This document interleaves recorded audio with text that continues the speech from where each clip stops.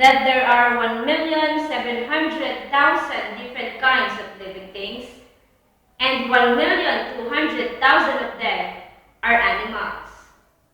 A fast way of grouping animals is based on the presence or absence of their backbones.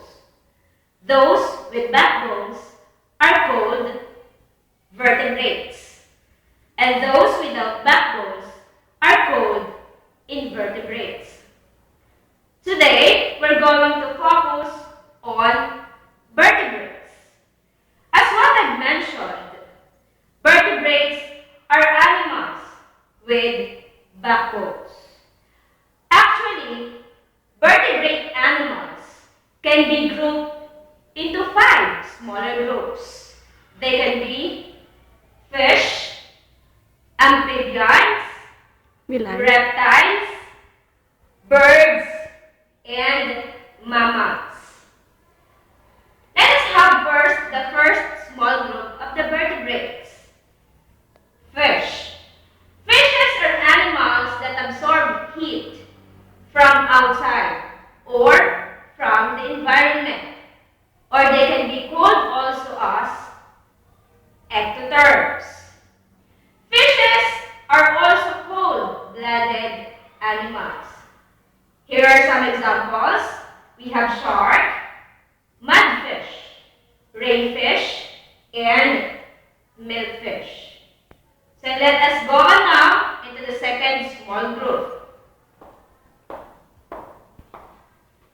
Amphibians is the second small group of vertebrates.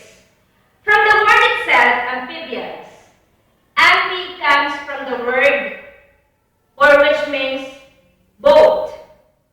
Bios means life, meaning that amphibians can live both in land and in water.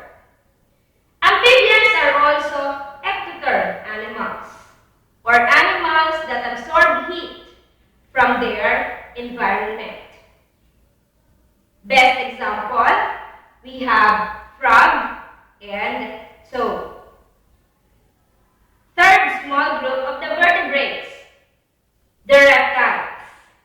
Reptiles are vertebrates with bodies covered with scales and are adapted on land and in water. The difference of reptiles from amphibians is that reptiles can live also in land and in water, but partly only in land and mostly in water. They are also ectotherm animals, or animals that absorb heat from their environment. Examples, we have green sea turtle, crocodile, snake, and monitor lizard. Now, for our fourth small group of the vertebrates, we have birds. Birds are vertebrates which are covered with feathers. But there are always an exception to their general rule. Most birds are adapted for flight, or animals that can fly, and others are flightless, or animals or birds that cannot fly. The first group of the example are the example of birds which are adapted for flight, or birds which can fly. And here, ostrich is the best example of bird which are included or which belong in the flightless birds, or birds which cannot fly.